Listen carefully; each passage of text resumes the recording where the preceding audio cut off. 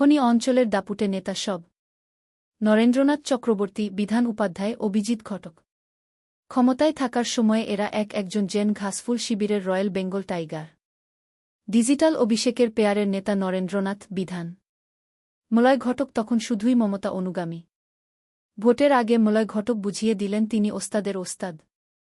লেনিনের সেই এক পা এগুতে হলে দুই পা পিছুতে হয় মন্ত্রজপে রাজনীতির সব মাখন লুটে পুটে নিয়েছেন।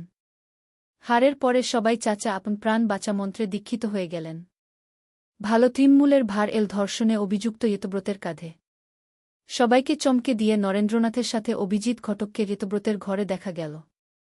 খনি অঞ্চলে রটে গেল সেই বার্তা। খিমলয়ের আশঙ্কা আবার হয়তো কয়লা প্রেমের সেই মুখ বন্ধ খামের ডাক পেতে পারেন তিনি, তাই প্রথমে ভালো তৃণমূলের সুইমিং পুলে তিনি ঠেলে দিলেন অভিজিৎকে।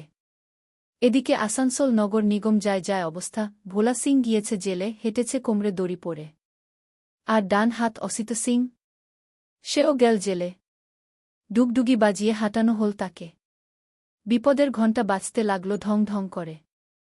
যাব কি কংগ্রেসে নাকি অভিষেকের টানে রয়ে যাব, ভেবে ভেবে কয়েকটা দিন পার। এদিকে গ্রহ নক্ষত্রের খেলায় শনির কুপিত দৃষ্টি। কি করা যায়? রক্ষা কবচ শুধু তো ঋতব্রতের হাতে। অবশেষে জেলের ভাত নয় খাও, ঘরের পাবদার ঝোল আর মাটন কষা। ঋতব্রতের ঘরে ঠাঁই বিধানের।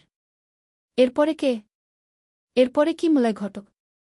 অনেকেই বলছেন রাহুলের কাছে নাকি যাবেন, তারপরে দেখা যাবে কি হবে। আসলে ২৯ এ লেগে যেতে পারে কংগ্রেসের বাজি, তখন আবার রামধনু রঙের খেলা দেখানো যাবে নিজের আসানসোলে। মলয় ভ্রাতা অভিজিৎ ঘটক নিজের সোশ্যাল মিডিয়া অ্যাকাউন্টের কভার ফটোতে কিন্তু মমতা অভিষেকের ফটো বদল করেননি কিংবা শূন্য রাখেননি। খনি অঞ্চলের বাতাসে ভাসছে অভিজিৎ দাবার ঘুঁটিতে সেই চাল দিয়ে থাকেন যা মলয় ঘটক বলেন। ঋতব্রতের জমানা টিকবে কি টিকবে না তা কিন্তু সময় বলবে, কারণ ভোট টানার মতো ক্যারিশমা এদের কারোর নেই। তাই লম্ফজম্প করো, দেখা করো, কিন্তু এক্কেবারে ডিগবাজি মেরে নিজের ঝাড়ের বাঁশ কেটে ফেল না।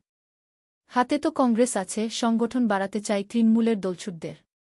তাই ভরসা রাখো, সময় হলেই ডিগবাজি দাও কংগ্রেসে, এমনটাই নাকি মলয় বাতাসে ভাসিতেছে। আসলে খনি অঞ্চলে বার্তা গিয়েছে রটি যাদের জেলের ভাত দ্রুত খেতে হওয়ার আশঙ্কা রয়েছে তারা এক ছুটে ঋতব্রতের কোলে ঝাঁপ দিচ্ছেন, আর অনেকেই এখন জল মাপছেন।